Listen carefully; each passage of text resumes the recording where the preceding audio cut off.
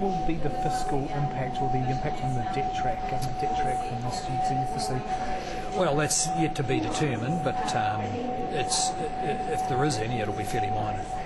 Fairly minor, so can you give us any kind of indication? What are we talking in terms of billions, tens of billions? Oh no, certainly not those sort of numbers. I mean, it's about it's really, as I understand it, giving NZTA the capacity to manage fluctuations in the roading program and their public transport funding program. So the legislation just provides a power to do it. And then there would be, of course, detailed discussions about any instance in which NZTA would actually be borrowing, because in the end, as Minister of Finance, I have to sign off that borrowing. Would they be borrowing their own bonds, or would it just be hooked onto the DMO option? Oh, well, the borrowing they have done has been been done through DMO, not through their own bonds.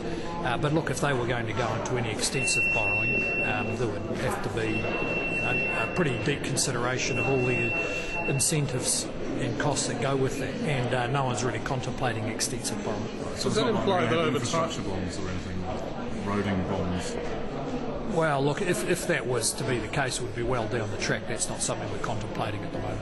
Does that imply that over time you don't expect them to be indulging in any net long-term borrowing, that you expect them to just smooth their income against their borrowings? Well, that's the way the tool's been used up to now. The legislation indicates that. I think that given the scale of the government's infrastructure investments, where there has been discussion, for instance, about PPPs, well, they are a form of borrowing.